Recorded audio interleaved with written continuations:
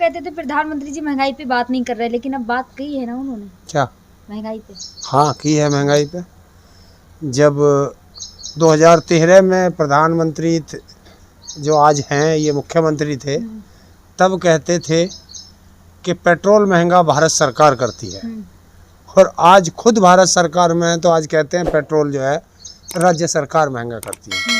तो पहले तो प्रधानमंत्री जी से पूछना पड़ेगा कि उनका विजन क्या है। अरे उनके हाथ में पावर है, वो आज रात 12 बजे आकर के बैठ जाए या 8 बजे आकर के बैठ जाएं और कह दें टीवी पे आकर के कि आज रात 8 बजे के बाद पेट्रोल और डीजल जीएसटी के अंतर्गत आता है, बात खत्म हो जाएगी। अच्छा। फिर कोई ना राज्य को कहना, सारे राज्य नहीं मानते ना जीएसटी में लाने की। क्यों? बीजेपी के तो लोग यही कह रहे हैं ना। तो राज्य से क्या करना है, क्या करना है? तो फिर आप लोग रोना रोगे कि जिस टाइम रात को 12 बजे जीएसटी लागू की थी, तब सारे राज्य इसके उसमें थे, अंडर में। सारे राज्य तो क्यों? जब रात को 8 बजे नोटबंदी की थी, किस आदमी को पता था कि मैं नोटबंदी कर रहा हूँ? लेकिन सारे लोग समर्थन में, सारे राज्य समर्थन में तो थे ना। तो यही समर्थन में जब आ जाएंगे, नहीं आएगा उसका पता चल जाएगा कौन आदमी जनता को बेवकूफ़ बना रहा है। पता चलेगा ना कौन सा राज्य जीएसटी के खिलाफ है पेट्रोल डीजल में जाने का, करके तो दिखाएं एक बार। अच्छा। पता चलेगा। लेकिन ताऊ आप तो पर लेकिन करेंगे, बोलने लगे हैं ना। लेकिन करेंगे नहीं। आप बोल रहे थे कि महंगाई के खिलाफ बोलते नहीं, आप तो बोलने लगे। बोलने से क्या हो रहा? करेगा कौन? महंगाई पे कंट्रोल करेगा कौन? इसका प्रधानमंत्री। तो बोलने से थोड़ा ही काम कर। तो घटा है ना। क्या घटाया? जब उन्होंने एक्साइज ड्यूटी घटाए थे, हाँ, तो राज्य ने नहीं घटाया। तो राज्य से मुझे क्या मतलब है? केंद्र सरकार बात करे। महंगाई की मार अब की बार, ये नारा किसका था? मोदी जी का था। तो वोट लिया था ना जनता से, जनता की वोट पे बात करो। अच्छा, वहीं आजकल ज्यादा हिंदू मुस्लिम का मुद्दा बहुत ज्यादा हाईलाइट हुआ है। कहीं भी नहीं है। अजान हनुमान चालीसा को लेकर। हाँ, तो ये तो चलेंगे। अच्छा। हाँ, जब जब देश में चुनाव होंगे उसमें हिंदू मुस्लिम, अजान, मंदिर, मस्जिद, कब्रिस्तान, शमशान, झटका, हलाल, ये सब चलेंगे। जहाँ एक तरफ जहांगीरपुरी की मस्जिद की चौतरा तोड़ दिया, वहीं दूसरी जगह 300 साल पुराना मंदिर तोड़ दिया। देखिए, मंदिर और मस्जिद इनको क्यों जोड़ते हो तुम एक जगह? ये पत्रकारों की भी गलती है, इनको मत जोड़ो। तुम सारे पुराने मुद्दों पे बात कर रहे हो। अरे उस मुद्दे पे बात करो ना। अयोध्या में मस्जिद के सामने जो आपत्तिजनक चीजें फेंकी जा रही हैं, पकड़ तो गए हैं। तो पकड़ने से क्या होगा? अभी एक पत्रकार, आप तो ये अभी बीजेपी करवा रही है, लेकिन बीजेपी सरकार ने उनको पकड़ा ना 8 लोगों को। बुलडोजर चल गया उनके यहाँ। अब जांच हो रही है, चल जाएगी बुलडोजर। तो और जगह जांच थी क्या? यही तो दोहरा चरित्र है भाई। जब हमें कोई कार्य करना है, निष्पक्ष करना, तो इसके साथ भी वही होना चाहिए, दूसरे के साथ भी होना चाहिए। तो वहाँ जांच क्यों जो दूसरी जगह जांच नहीं? वहाँ बुलडोजर क्यों नहीं? तो मैंने देखा है, एक पत्रकार ने लिखा है कि उन 7 लोगों में एक का सरनेम जारी किया गया, बाकी का नहीं किया गया।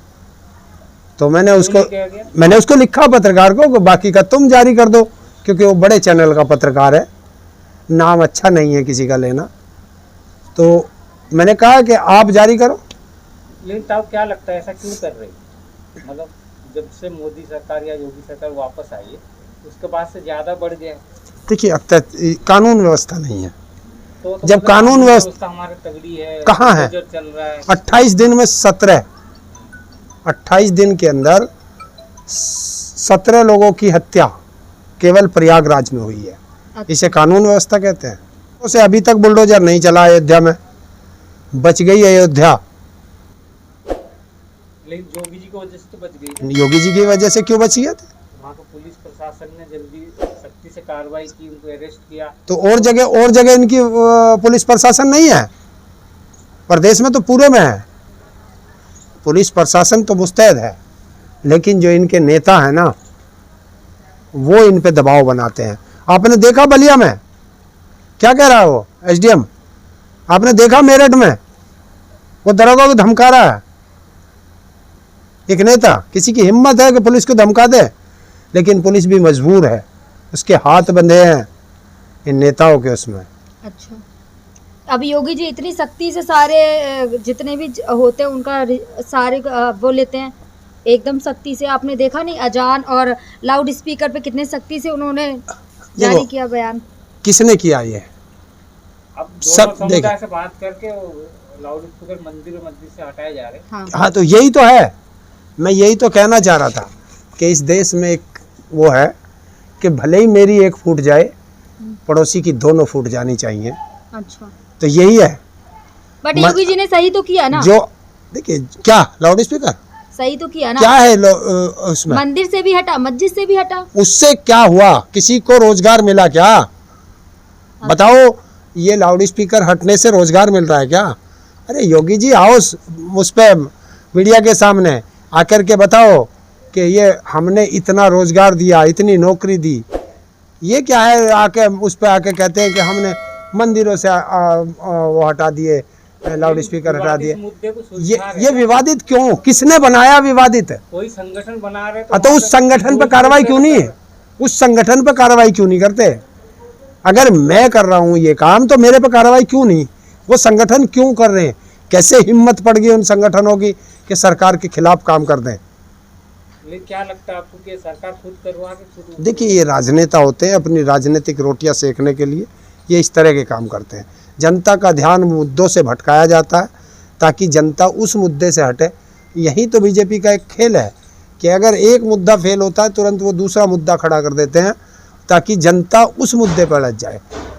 अभी जो शिक्षा नीति आ रही है सीबीएसई ने, जो मुगल काल का वो सब स्टोरी को सिलेबस हटा दिया है। देखिए, जब पूरी शिक्षा नीति आ जाएगी हम लोग देख लेंगे तभी तो हम उसमें बोल रहे हैं। हमने उसमें अभी देखा नहीं है। जो चीज़ पढ़ी नहीं है उस पर कैसे बोला जाए? सबसे बड़ी बात है, अधूरा ज्ञान खतरनाक होता है, इसलिए पहले उसे पढ़ ले तब बोलेंगे। देखिए, आपने किसान आंदोलन लखीमपुर वाली जो घटना थी तो उनको तो बेल मिल गई थी, सुप्रीम कोर्ट ने उनको दोबारा जेल भेज दिया। हाँ, लेकिन क्या लगता है वहाँ इंसाफ मिलेगा आप लोग? देखिए, अगर सरकार को फटकार भी लगी, अगर देखिए फटकार कुछ नहीं होती है, सरकारें नहीं मानती इन चीज़ों को। सुप्रीम कोर्ट की एक पावर है, अगर वो अपनी पावर का इस्तेमाल करें तो हिंदुस्तान में हर व्यक्ति को न्याय मिलेगा। लेकिन अगर न्यायपालिका पे दबाव रहेगा तो न्याय नहीं मिलेगा। लेकिन दबाव नहीं है तभी तो दोबारा जेल भेजे ना। आप लोग कहते थे कि न्यायपालिका में भी दबाव है, तो दबाव होती तो फिर इनको बचा लिया। दबाव नहीं था, अगर दबाव ना होता तो उसे जमानत कैसे मिली? उसे जमानत कैसे मिली?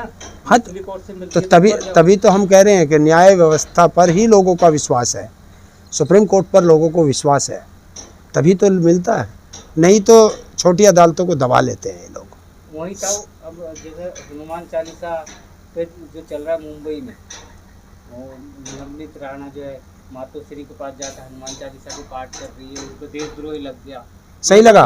बिल्कुल सही लगा। इसमें आप लोग तो खुद बोलते हैं देशद्रोही कानून गलत है, नहीं कानून गलत है। तो नहीं, मैं बोलता हूँ गलत है, लेकिन ये क्या है? किसके धर्म में लिखा है कि तू मेरे घर के आगे पढ़, मैं तेरे घर के आगे पढ़ूं, तभी धर्म में मेरा धर्म पक्का होगा? किसी घर के बाहर मेरे घर के बाहर क्यों पढ़ रहा? तू अपने घर क्यों नहीं पढ़ता? ड्रामा क्यों कर रहे हो?